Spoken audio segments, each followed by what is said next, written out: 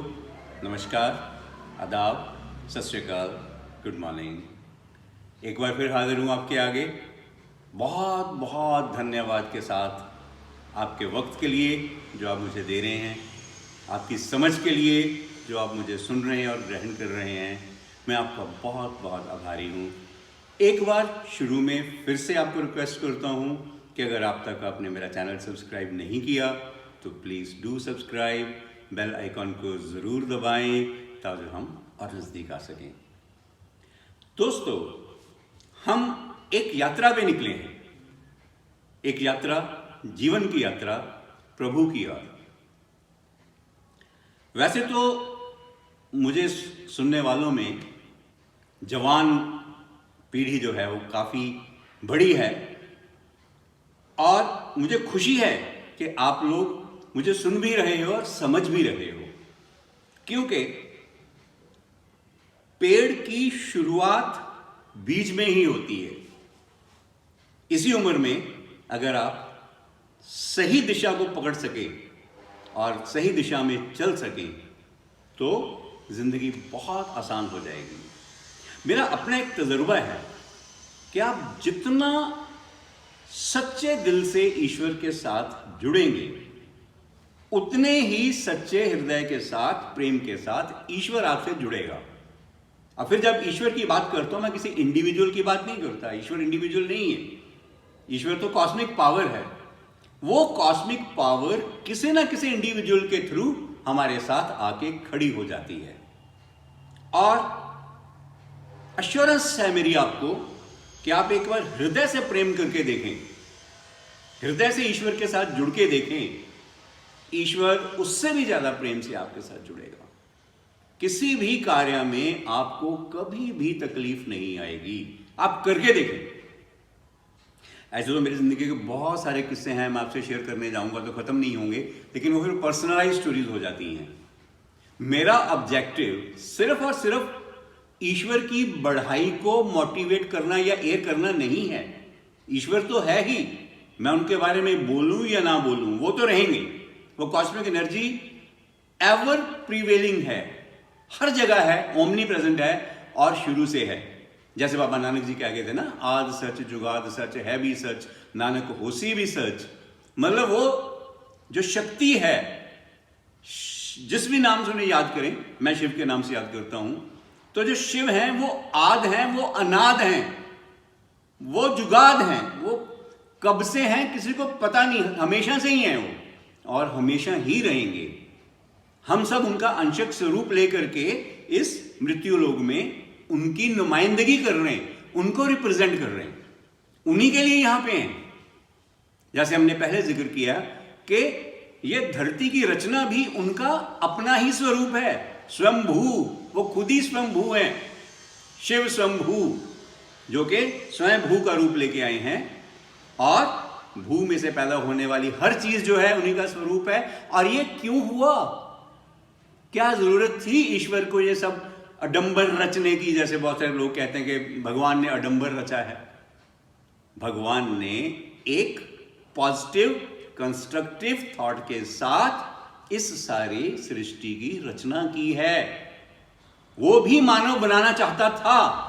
वो चाहता था कि एक सशक्त रूप लेकर के स्वयं कहीं प्रकट हो, तो वो हमारे रूप में इस ग्रह के ऊपर, धरती मां के ऊपर स्वयं प्रकट हुआ है। हम उसी की लीला का एक हिस्सा हैं। ये समझने की चीज है, समझने की बात है, महसूस करने की बात है, जुड़ने की बात है। आप जुड़ करके देखें। ईश्वर को सच्चिदानंद के नाम से भी याद किया गया है, सत्य चित्त आनंद। सत्य मैंने सच्चाई, चित्त मैंने चैतन्य एंड आनंद मैंने ब्लिस, मजा। हर मजे में वो प्रेजेंट है, हर सच्चाई में वो प्रेजेंट है, हर चैतन्यता में वो प्रेजेंट है, हमारी हर एक्टिविटी में। फिजियोलॉजिकली देखें, हम सुबह उठते हैं, रात को सोते हैं, दिन भर कार्य करते हैं। आजकल तो रातों को भी काम होते हैं, नाइट शिफ्ट्स भी चलती हैं। तो हर एक्टिविटी में वो प्रेजेंट है वो खड़ा है, वो चैतन्य है, वो हमारे साथ है, हमारी एक्टिविटी के रूप में भी है। लेकिन हम अगर इसको समझेंगे तो हमारे मन में एक भावना प्रकट होती है, एक ग्रेटिट्यूड की। कोई जब आपको कोई गिफ्ट देता है तो आप क्या कहते हो? थैंक यू कहते हो ना, शुक्रिया, मुझे आपका तोहफा बहुत पसंद आया। लेकिन ये जो तोहफा जो ईश्वर ने, जो खुदा ने, जो शिव ने, जो वाहिगुरु ने खुद इंसान के रूप में आपको दिया है, आपके शरीर के रूप में दिया है, आपने कभी दिल से थैंक यू बोला है उसे? बोला है कभी?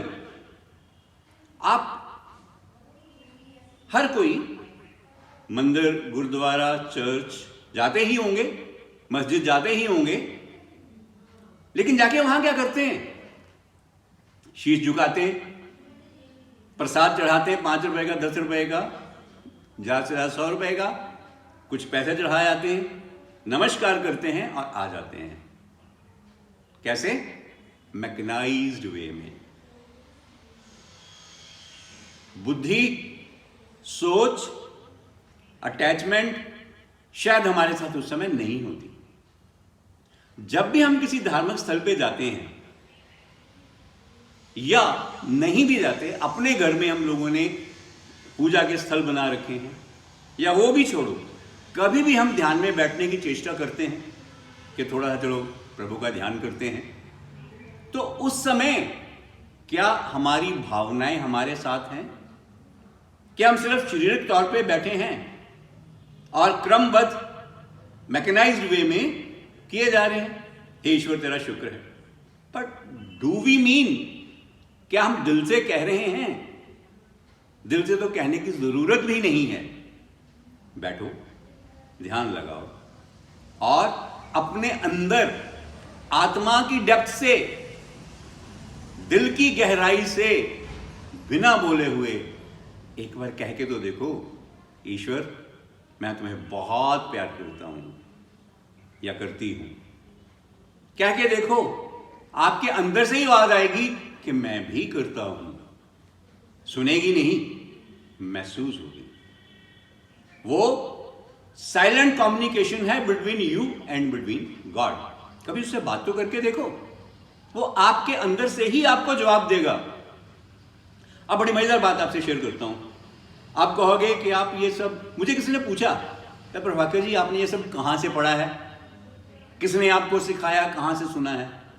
एंड आई स्वेयर, मेरा कोई गुरु नहीं है। ईश्वर स्वयं मेरे गुरु हैं। मैंने उन्हीं को गुरु माना है। वो ही वाहिगुरु है, वो सबका गुरु है, वो गुरुओं का भी गुरु है।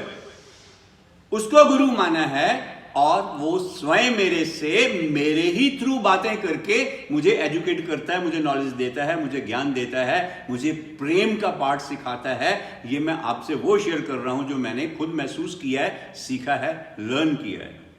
करके तो देखो, उसकी राह पे चल के तो देखो। प्यार का सागर है वो, प्यार का सागर, अनंत प्यार है। लेकिन हमारे दिल में ये प्यार है ही नहीं। प्यार तो हमारे दिल में इंसानों के लिए भी नहीं है। जिस प्यार की हम दुनिया में बात करते हैं, वो प्यार भी मतलब से भरा हुआ है, मतलब से सना हुआ है।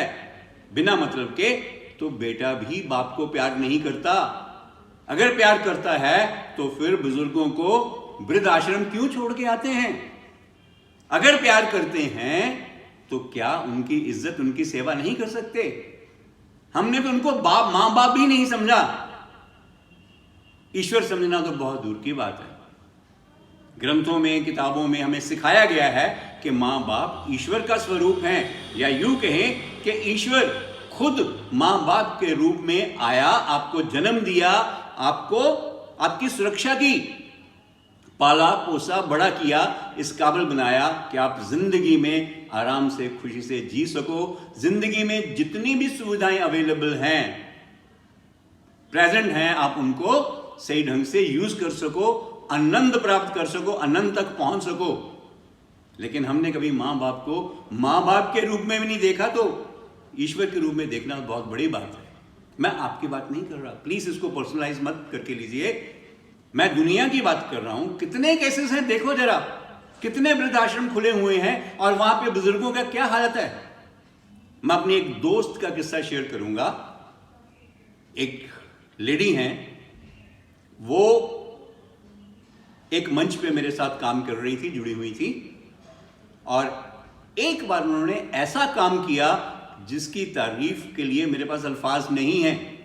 वो एक वृद्ध आश्रम गई, वहां पे जाके जो वहां के इनमेट्स थे, जो रहने वाले बुजुर्ग थे, उनके साथ बैठी, समय शेयर किया, बातें की, उनके बच्चों के कांटेक्ट नंबर लिए और उनके बच्चों को कांटेक्ट करके मोटिवेट किया कि अपने माँ बाप को पहचानो। अब वो थोड़े समय के लिए दुनिया में हैं, जब चले जाएंगे फिर आप उनको याद करके आंसू बहाओगे, रोओगे, याद करोगे कि हमारे माँ बाप की हम सेवा नहीं कर पाए और अब वो वृद्धाश्रम में पड़े, वहां पे रुल रहे हैं। विश्वास माने 55% के करीब जो बच्चे थे, दे गॉट इमोशनली इन्वॉल्व और अपने पेरेंट्स को घर ले गए। भला करें ईश्वर उस लेडी का जिसने ये नेक कार्य किया। मां बाप में ईश्वर को देखो। मां बाप क्या, हर चीज में ईश्वर को देखो, महसूस करो और उसका शुक्रिया अदा करो। रात को हम सोए, बहुत अच्छी नींद आई, बहुत अच्छे बिस्तर पे नींद आई, तो उस नींद के लिए ईश्वर तेरा लाख लाख शुक्र है। सुबह को हम सही सलामत उठे, एक नई सुबह मिली जिंदगी जीने की, एक और दिन मिला जीने का, हे ईश्वर तेरा लाख लाख शुक्र है कि एक दिन जिंदगी हमें और मिली जीने के लिए। नहाने गए, वॉशरूम गए, उठ करके ब्रश किया, दांत साफ किए, निवृत्त हुए, जल को इस्तेमाल किया, वो जल उसी ईश्वर का स्वरूप है। हे ईश्वर तेरा लाख लाख शुक्र है कि तूने हमें स्वच्छता बख्शी है। आप निवृत्त हुए, बिना उसके हुक्म के निवृत्ता नहीं होती। कॉन्स्टिपेशन के कितने पेशेंट बैठे हुए हैं, पेशेंट जिनको कॉन्स्टिपेशन की प्रॉब्लम है। कभी शुक्रिया किया कि ईश्वर तेरा लाख लाख शुक्र है, तेरी कृपा से, तेरे हुक्म से जो पदार्थ मेरे शरीर को नहीं चाहिए थे, मेरे शरीर से मल और मूत्र के रूप में त्यागे जा रहे हैं। मैं तेरा बहुत बहुत आभारी हूं, शुक्रगुजार हूं। कभी कहा है? उल्टा ये कहा होगा बुजुर्गों ने, अरे बाथरूम में ईश्वर का नाम लेते शर्म नहीं आती? ईश्वर को याद करना है तो मंदिर ही जाओ, गुरुद्वारे ही जाओ, धार्मिक स्थल पे ही जाओ। क्यों भाई? ईश्वर हमारे साथ है, हर तरफ है, हमारी जिंदगी का हिस्सा है। सिर्फ हमारे पास उसे देखने की नजर नहीं है, महसूस करने की हृदय नहीं है और प्यार करने की इच्छा नहीं है। नहा के तैयार हुए, वस्त्र पहने, बड़े सुंदर वस्त्र पहने। ये वस्त्र क्या हैं? ये भी शिव का ही अंशक स्वरूप है। कभी शुक्रिया किया कि हे शिव, हे ईश्वर, तेरे ही वस्त्र स्वरूप में डाल के कितना प्यारा लग रहा हूं? कभी ख्याल ही नहीं आया होगा। नाश्ता किया, भूख लगी थी, आपका लाख लाख शुक्र है कि मुझे प्रॉपर भूख लग रही है, सही ढंग से भूख लग रही है। और भूख ही नहीं लग रही, एक अच्छे भोजन के स्वरूप में आप मेरी भूख का निवारण भी कर रहे हैं। कभी सोचा, शुक्रिया किया? कभी जो खाना खाया वो प्रॉपर ढंग से पच रहा है, कभी शुक्रिया किया? दफ्तर जा रहा हूं, गाड़ी पे जा रहा हूं, बाइक पे जा रहा हूं या कार से जा रहा हूं या जा रही हूं, कभी शुक्रिया किया? अरे कभी क्या, हर पल हर रोज इस भावना के साथ हमें जीना चाहिए कि हे ईश्वर तेरा लाख लाख शुक्र है कि तेरा दिया हुआ ये जीवन तुझे समर्पित है, तेरे से जुड़ा हुआ है। लेकिन ये सिर्फ कहने की जरूरत नहीं है, महसूस करने की जरूरत है। मैं नहीं कहता ऊंची ऊंची बोलते फिरो आप, लोग कहीं पागल जा रहे हैं। दिल में महसूस करो, दिल में शुक्रिया अदा करो और देखो जितना रूप लेके आपकी जिंदगी में आया है, अगर वो उससे कई गुना ज्यादा होके नहीं आए तो फिर आप मुझे कहना कि नहीं आप झूठ बोल रहे हो, बकवास कर रहे हो, मिसगाइड कर रहे हो।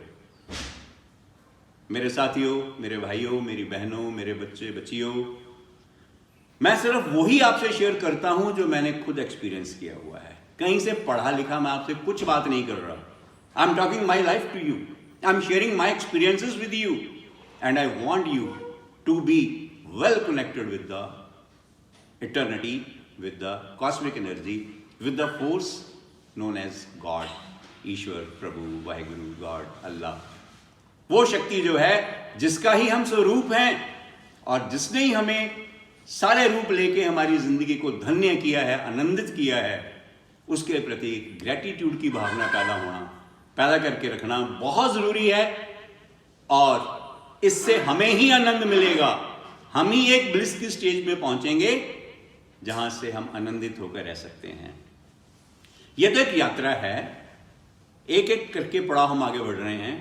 मैं एक एक करके एक्सपीरियंसेस आपके साथ शेयर कर रहा हूं, इसमें आगे चलेंगे और ईश्वर ने चाहा तो ईश्वर तक ये यात्रा हम साथ साथ ही पूरी करेंगे। आप सबका ईश्वर भला करें। Be blessed, have a nice day, good day, कल फिर मिलेंगे।